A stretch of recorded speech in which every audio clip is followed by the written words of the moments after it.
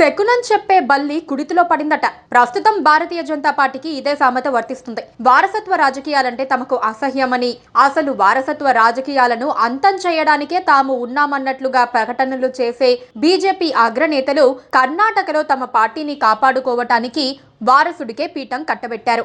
ఇప్పుడు ఆ నియామకాన్ని చూపించి బీజేపీ అగ్రనేతలను కామెడీ చేస్తున్నాయి ఇతర పార్టీలు.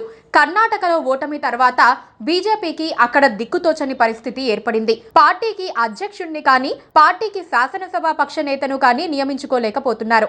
అనేక రకాలుగా కసరత్తు చేసి పార్లమెంటు ఎన్నికల్లో పరువు కాపాడుకోవాలని చివరికి కర్ణాటక బీజేపీ అధ్యక్షునిగా విజయేంద్రను నియమించారు.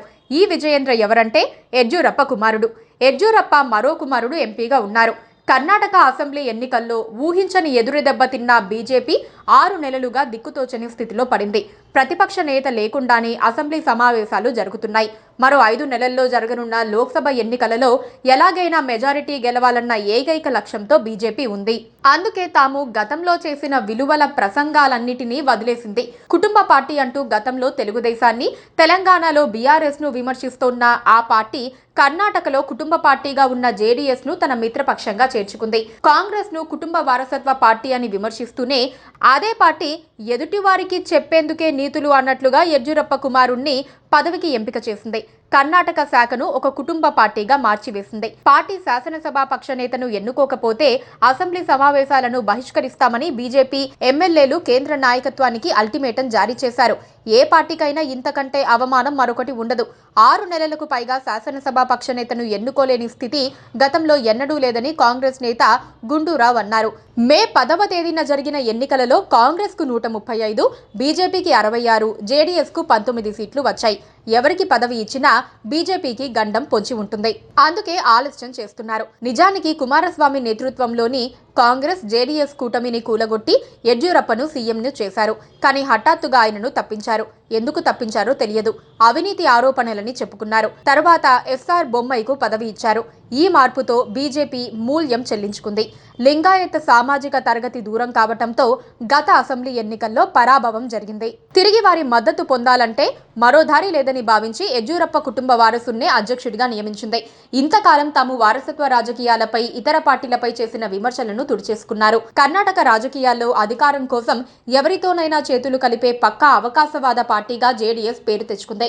గతంలో దాని మద్దతుదారులుగా ఉన్న అనేక మంది కాంగ్రెస్ వైపు మొక్కటంతో 2023 మే నెలలో జరిగిన ఎన్నికల్లో చావు దెబ్బతింది. కాంగ్రెస్ తో చేతులు కలిపేందుకు దారులు మూసుకుపోవడంతో మరోసారి బీజేపీ తలుపు తట్టింది. రాష్ట్రంలో గెలుపు ఓటములను ప్రభావితం చేసే లింగాయత్, ఒక్కలిగ సామాజిక తరగతులు కలిస్తే తిరుగుండదు. అందుకే కర్ణాటక బీజేపీ నేతలతో సంప్రదించకుండానే పొత్తులు పెట్టేసుకుంది. వచ్చే లోక్సభ ఎన్నికల్లో గెలుస్తామనే బీజేపీ అంచనా దీని వెనక ఉంది. గత అసెంబ్లీ ఎన్నికల్లో లింగాయత్ల ప్రభావం ఉన్న 69 చోట్ల బీజేపీ 20, కాంగ్రెస్ 40 గెలుచుకుంది. ఒక్కలిగలు ప్రభావం చూపే 64 చోట్ల ఆ సామాజిక తరగతి పార్టీగా ఉన్న జేడీఎస్ 14 స్థానాలతో సరిపెట్టుకుంది. ఈ సమీకరణాలతో వచ్చే పార్లమెంటు ఎన్నికల కోసం సోషల్ ఇంజనీరింగ్ ప్రారంభించారు. వచ్చే పార్లమెంటు ఎన్నికలు బీజేపీకి విషమ పరీక్ష లాంటివి. ఎందుకంటే దక్షిణాదిలో గతంలో కంటే ఘోరమైన పరిస్థితి ఉంది. ఏ రాష్ట్రంలోనూ సీట్లు సాధించే పరిస్థితి లేదు. ఒక్క కర్ణాటకలో ఛాన్స్ ఉంది. కానీ కర్ణాటకలోనూ ఇప్పుడు గడ్డు పరిస్థితి కనిపిస్తోంది. ఉత్తరాదిలోనూ సీట్లు తగ్గిపోయే పరిస్థితి కనిపిస్తోంది. అదే జరిగితే బీజేపీ ఢిల్లీలో అధికారంలోకి రావటం సాధ్యం కాదు. అందుకే ఇతర పార్టీలను తాము విమర్శిస్తున్న అన్ని రకాల విలువల్ని తాము కూడా గాలికి వదిలేసి రాజకీయాలు చేస్తున్నారు. కర్ణాటకలో యడ్యూరప్ప కుమారుడికి పట్టం కట్టడంతో ఎక్కడా వారసత్వ రాజకీయాల గురించి ఇతర పార్టీల మీద విమర్శలు చేయకపోవచ్చు. ఎందుకంటే యడ్యూరప్ప కుమారుడు విజయేంద్ర గొప్పగా నిరూపించుకున్న నాయకుడు కాదు. తొలిసారి ఎమ్మెల్యేగా గెలిచాడు. గొప్పగా ప్రజల్లో క్రేజ్ ఉన్న నాయకుడు కాదు. కానీ ఆయనను నియమిస్తే యడ్యూరప్పను నియమించినట్లే అనుకోవటం వల్లనే నియామకం జరిగింది. యడ్యూరప్పకు 80 ఏళ్లు దాటాయి. ఆయనను నేరుగా అధ్యక్ష కుర్చీలో కూర్చోబెట్టలేరు. యడ్యూరప్ప పార్టీ పార్లమెంటరీ బోర్డు పదవిలో ఉన్నారు. మరో కుమారుడు రాఘవేంద్ర లోక్సభ ఎంపీగా ఉన్నారు. కర్ణాటక రాజకీయాల గురించి తెలిసిన వారికి యడ్యూరప్ప కుటుంబం ఒక రాజకీయ సైనిక పటాలం వంటిది. 3 కుమార్తెలు, వారి కుటుంబాలు, 2 కుమారులు, వారి కుటుంబాలు, ఎవరు చక్కబెట్టాల్సిన వాటిని వారు చేస్తారు. ఇవన్నీ అధిష్టానానికి, ప్రత్యేకించి నరేంద్ర మోడీకి తెలియదు అనుకుంటే అంతకంటే అమాయకత్వం మరొకటి ఉండదు. కానీ బీజేపీ చెప్పే వారసత్వ రాజకీయాల నీతులు ఇతర పార్టీలకే పరిమితం.